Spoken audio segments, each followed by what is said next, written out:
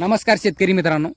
तर मित्रांनो, आजच्या या व्हिडिओमध्ये तुम्हाला सांगणार आहे की बघा, शेळी पालन करत असाल तर ही चूक कधीच करू नका आणि आयुष्यात सुद्धा करू नका. तर हे याच्यामुळे जे पाप आहे मित्रांनो, हे खूप लागतं आहे आपल्याला.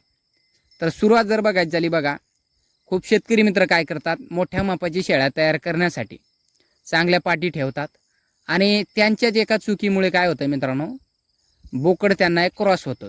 तर बोकड क्रॉस झाल्याच्या नंतर ते काय करतात की जे पाट आहे क्रॉस झालेले, त्यांना काय करतात मित्रांनो, जंतनाशक पाजतात. म्हणजे त्यांना जर जंतनाशक पाजला तर ती पाट उलटती किंवा एक पिलू फेकते.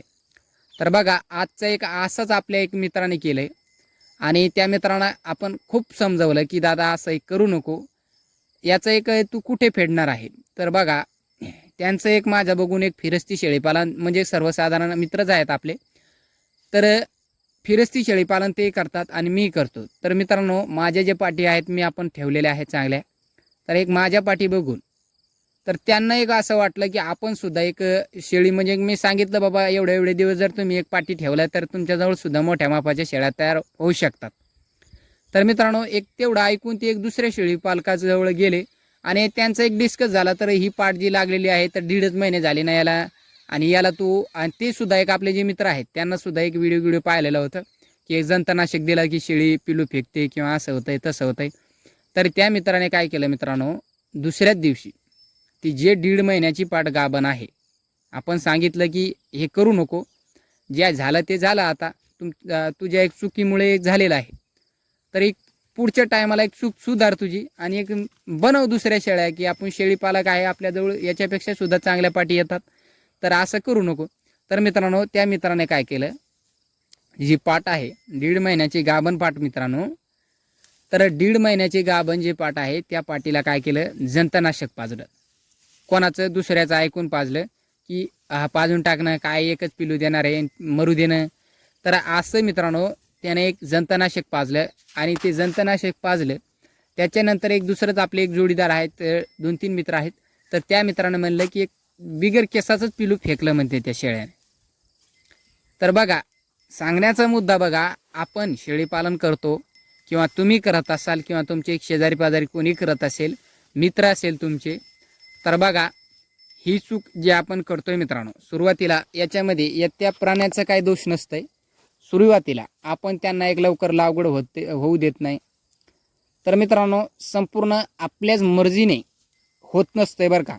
एक त्यांची सुद्धा एक हे असतंय आणि त्यांचं सुद्धा ते एक जीवन जगतात, त्यांच्या मर्जीने सुद्धा काही गोष्टी होत असतात. बघा, आपण सुरुवातीला आज आपण करतोय मोठ्या मापाची शेळी बनवायला, हे काही चुकीची गोष्ट नाही, आपण लवकर लागवड होत देत नाही, तर हे एक चांगलं आहे. तर मित्रांनो, त्यांची एक बघा, आपण जर बोकडं त्यांच्यामध्ये सोडा नाही तर ते पाटी क्रॉस होतील का? नाही. आता बघा, तुम्हाला एक उपाय सांगतो, जर तुम्हाला सुद्धा पाटी तयार करायची असेल तर बोकडं या टायमाला आपल्या शेळ्या लावून घ्यायच्या, संपूर्ण लागवड झाली की ते बोकड विक्री करून टाका.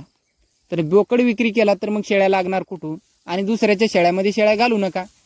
तर मित्रांनो, असं न करता आपल्या मित्राने डायरेक्ट त्या पाटीला एक जंतनाशक पाजलं. गंज आपण त्यांना खूप समजावलं की एवढं एक पाप तू कुठे फेडणार आहे. तर ते म्हणे एक होतच राहत आहे म्हणे, काय एवढं तेवढं पाहायचं म्हणे. तर दादांनो, जे तुम्हाला सांगितलं आपण, तर व्हिडिओ बनवण्यामागचंच कारण हे आहे की जे शेळीपालन तुम्ही करत आहात त्याच्यामध्ये एक चूक अशी करू नका. बघा, तुम्ही एक आपल्या मर्जीनं आपण पाट एक लावगड होऊ देत नाही, ते आपल्या मर्जीवरती आहे. आणि आपण त्याच्यामध्ये एक बोकड आपले एक निष्काळजी, म्हणजे आपण एक दुर्लक्ष करतो, त्या कारणामुळे ती पाट क्रॉस होती. तर मित्रांनो, त्याच्यामध्ये चूक आपलीच आहे आणि त्या प्राण्यांना आपण एक उगच बेजार करू नका. आणि एकदा बघा, एक निसर्गाचा खेळ आहे, म्हणजे तुम्ही लागली ना पाट, ती क्रॉस झाली तर त्याच्यानंतर त्याला एक काही देऊ नका. म्हणजे बघा, त्याचीसुद्धा एक इजा होती, त्यांनासुद्धा त्रास होत असतो. तर ही चूक करू नका मित्रांनो. व्हिडिओ बनवण्यामागचं कारण बघा, शेळीपालन करत असाल तर मग शेळीपालक मित्रापर्यंत सुद्धा हा व्हिडिओ पोहोचवा. लागली तर ती पिलू देणार मित्रांनो, छोटं का असं देणार तुम्हाला, पण तुम्ही एक पाप घेऊ नका त्याच्यामध्ये. आता काय मित्र म्हणतील, एक कटिंग मार्केटला आपण, तर मित्रांनो, कटिंग मार्केटला देतो ते परवडलं, पण हे परवडत नाही बरं का. हे एक चुकीचं आहे आणि हे परवडत नाही आपल्याला. कटिंग मार्केटला आपण डायरेक्ट एकदाच एक कटिंग होती, त्याचा काय जास्त आपल्याला पाप लागत नाही. आणि आपण एक सांगू शकत नाही तुम्हाला मी आता, भेटू एका असेच व्हिडिओसोबत. धन्यवाद व्हिडिओ पाहिल्याबद्दल.